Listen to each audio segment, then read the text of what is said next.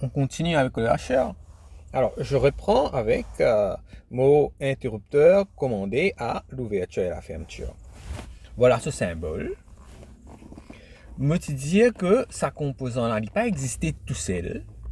C'est une combinaison d'autres composants qui pourrait présenter quelque chose qui va conduire dans un seul sens, pareil comme un jeu, et je suis capable de commander pour fermer ou bien commander pour ouvrir.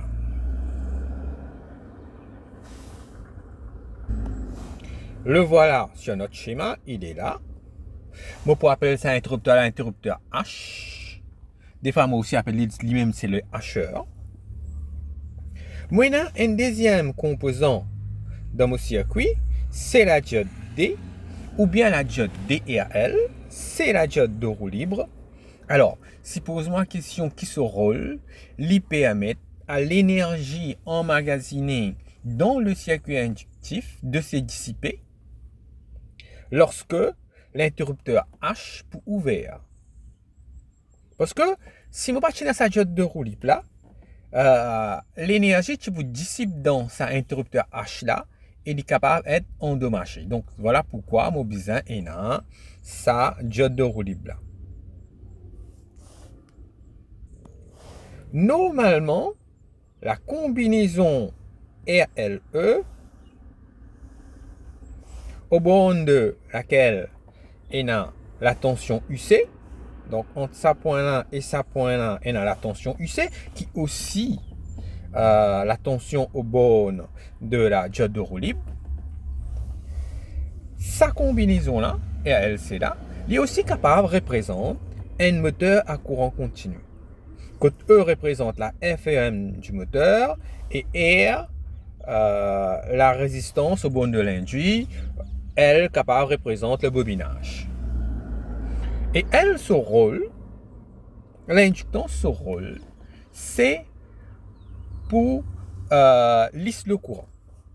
Ce qu'il est pour faire seulement, le courant dans sa circuit là, pour nous, il peut venir triangulaire, il peut pas venir droite. Le courant sera de cette forme. Et ne pas oublier que UC égale à L dI sur dt plus IR plus E pour ce circuit-là.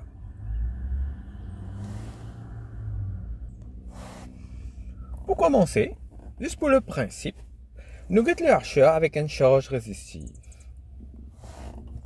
Si moi une charge résistive qui y a une inductance dans le circuit, pas nécessaire moi une diode de roue libre, puisque la charge mondiale n'est pas inductive. Voilà mon circuit, trouvez que je ne vais pas mettre diode de roue libre.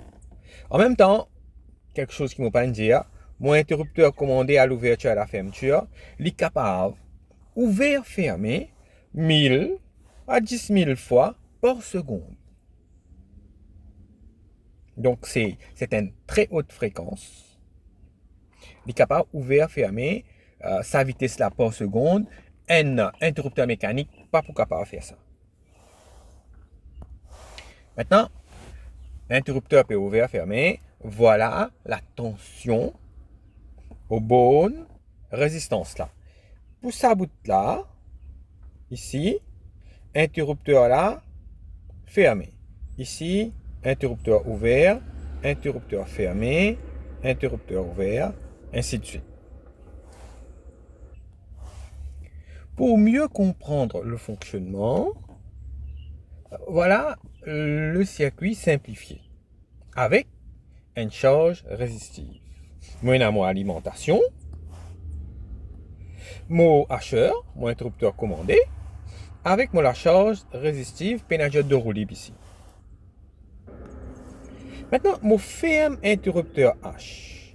Quand mon ferme interrupteur H, comprend que la tension UC égale la tension UA. Donc, sur le graphique de UC, UA, cette valeur trouve là. Voilà, je ferme mon interrupteur. Ensuite, je peux ouvrir l'interrupteur. Quand je ouvert l'interrupteur, la tension UC vient 0. Voilà. Mon referme la tension revient UA. Ensuite, la tension revient 0. UA 0. Capable de une question. Quand je ferme l'interrupteur, quand je ferme cet interrupteur H là, la tension UC égale à combien? Quand je ouvert l'interrupteur là, la tension UC égale à combien? Capable de gagner cette question là à l'examen. Donc, bon, pour le moment, c'est qu'il m'a expliqué. Voilà le graphique de UC. Maintenant, si on a envie que la forme du courant dans ce circuit-là, puisque la charge est résistive, on a une résistance, courant avec tension dans la résistance, c'est la même forme. Donc, si on a envie de dessiner le courant, on peut dessiner comme ça. Remarquez que je vais dessiner le courant là, pareil comme la tension là. Tout à l'heure, là, je te disais que le courant est triangulaire, il y a une autre forme, ça. Ça, c'est pour la charge inductive. Là, pour la charge résistive, courant avec tension est la même forme. Alors, je reviens avec mon courbe. Alors, là, pour cette partie-là, je dessine interrupteur fermé, interrupteur ouvert, interrupteur fermé, interrupteur ouvert. En même temps, sur le graphique, je vais montrer la période T. Voilà, la période T. Avec sa distance-là, là, je vais mettre T sur 2. Pourquoi? Parce que ici, là, dans ce cas particulier-là, je ferme l'interrupteur pendant le temps et je ouvre l'interrupteur pendant même le temps. Supposons, je ferme pendant une seconde, je ouvre pendant une seconde. Fermer une seconde, ouvrir une seconde. Fermer une seconde, ouvrir une seconde. De sorte que ce graphique-là est symétrique. Quantité qui m'a fermé, quantité qui m'a ouvert. Donc ici, je prends T sur 2 et quantité qui m'a ouvert, c'est aussi T sur 2. Ce qui est plus intéressant là, sa première T sur 2 là, avec sa T là. Vous allez trouver que je vais servir ça après. Le graphique, voilà, je vais redessiner. Sauf que cette fois-ci, je vais mettre alpha T ici. Bon, dans l'exemple précédent, alpha c'est égal la moitié. Parce que je vais écrire T sur 2. Donc, comprend, hein, trouve ça que alpha, dans l'exemple qui nous fait, alpha égale à la moitié. Nous pouvons écrire alpha T tous les temps. Pour la partie que l'interrupteur peut fermer, nous pouvons écrire alpha T. Et la période T. Alors, pour illustrer, voilà, alpha égale la moitié. Ici, on écrit T sur 2, ça veut dire la moitié T. Ou bien alpha T, qui veut dire alpha égale à la moitié.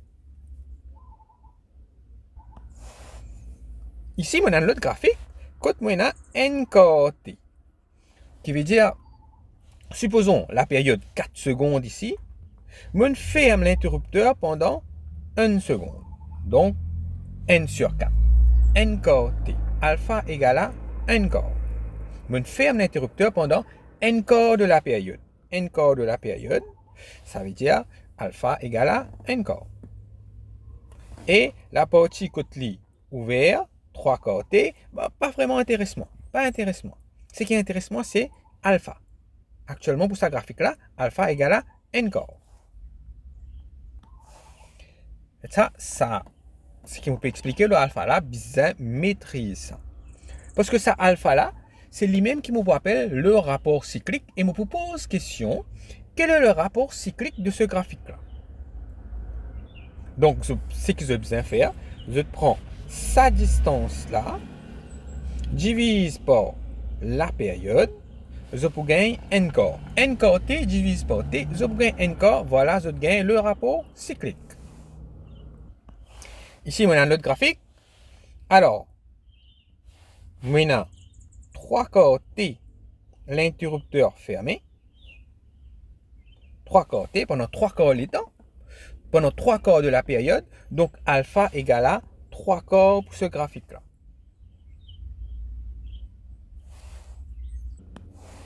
Maintenant, si nous regardons bien, alpha T, c'est une partie, une fraction de la période T. Alpha T, sa distance là, Son minimum, c'est 0. Son maximum, c'est t. Qui veut dire alpha, le plus grand ou égal à 0 et moins ou égal à 1. Il n'est pas capable d'analyser les autres valeurs. Il peut trouver entre 0 et 1. Alors, si je peux donner moi une réponse alpha égale à 2, par exemple, alors là, 0 point. Alpha, c'est une fraction de la période t. Donc, je suis capable d'avoir un graphique comme ça. Quand alpha se valeur très petit, voire 0, ici c'était, ou bien, graphique là, là, trouver alpha bien grand là, ou c'est moi qui faire devine plus grand, moi qui faire devine 1. Dans ce cas-là, deuxième cas ici, alpha très proche de 1, dans le premier, alpha très proche de 0, de sorte que alpha est situé entre 0 et 1. Et alpha, ce nom qui m'a servi symbole alpha, et ce nom, c'est le rapport cyclique. Donc, ça graphique là, le rapport cyclique égale à combien? On donne ta réponse, le rapport cyclique alpha égale à A divisé par B. Regardez bien, alpha égale à A divisé par B.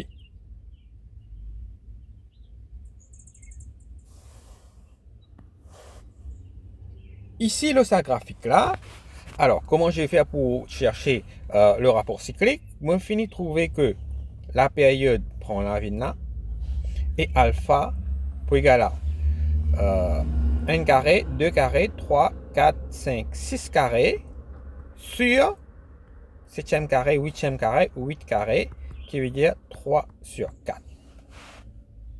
Voilà comment on trouve le rapport cyclique.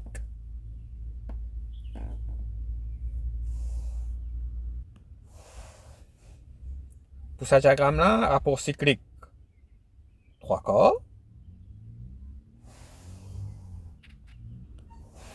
Et pour ce diagramme-là, rapport cyclique, alors je vois une division divisé par 2, 3, 4, 5. Donc rapport cyclique égale à 1 sur 5.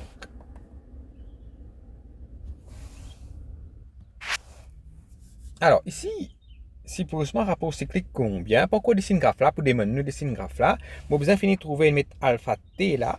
Déjà moi dessine graphe là, moi besoin dessine graphe là comme ça. Parce qu'il finit mettre alpha t là pour moi. Donc on va dessiner comme ça. Et ici, vous regardez bien, le rapport cyclique, c'est 2 carrés sur 4 carrés. Donc le rapport cyclique, la moitié ici. Maintenant que je finis de déterminer le rapport cyclique, je finis de comprendre le rapport cyclique. Et dans quoi l'autre calcul qui m'a besoin de faire, c'est la valeur moyenne. La valeur moyenne de la tension au borne de la charge. Ici, on a la tension au borne de la charge. On peut aussi besoin qu'on calcule la valeur moyenne du courant. Ça, on verra après. Pour le moment, nous guette ça. Comment est-ce qu'il calcule la valeur moyenne de la tension? Comment nous calculons une valeur moyenne? Eh bien, c'est EAIA, l'eau n période, divise par période. EAIA, dans sa graphique là, EAIA là, ici, pour une période, parce que ici, EAIA là, 0. Après, moi, divise par la période T. Alors, faisons le calcul. UC moyen, moi écris comme ça, ou bien UC moyen, pour égal à, ici, au lieu d'écrire UC, moi écris UA, il peut égal à UA multiplié par T sur 2, et AIA, divise par période T, il peut faire UA fois la moitié, ou bien la moitié UA. Essayez de faire par vous-même. Ah, on a dans le calcul un peu vite pour certains. Donc, moi, je trouve mon gain la moitié UA. Remarque ça la moitié là. Et remarquez ici, alpha égale à la moitié. La moitié fois la tension d'alimentation UA. Rappelez-vous de ce circuit-là, Mouchena UA ici, mon hacheur, mon chose résistive, mais toujours avec chose résistive. Hein? Donc voilà, UA, il est là. Pour ce graphique-là, alors, valeur moyenne de UC, UC trouve ici. Sa valeur maximum, c'est UA, la tension d'alimentation. UC moyen, peut égaler à EAN de graphe loin période, 3 quarts T fois UA divisé par la période T. Finalement, vous gagnez 3 quarts UA. Remarquez encore une fois, on gagne alpha UA. Parce que pour ce graphique-là, alpha égale à 3 quarts. Pour ce graphique-là, alors, on va écrire ici. Ça, c'est n cinquième de t. Et ça, c'est t. On regarde bien se passer n cinquième. 1, 2, 3, 4, 5. Tout à l'heure, la moitié travail. Donc, alpha égale à n sur 5. Valeur maximum de la tension, 250. Malgré EAIA. EAIA égale à 250 fois n cinquième de t. Période pour égal à t. EAIA divise par période pour égal à 250 fois n cinquième de t sur t pour égal à 250 fois n cinquième, qui veut dire 250 fois alpha. Et bon, si on fait le calcul, ce sera 50 volts. La valeur moyenne de la tension, c'est 50 volts.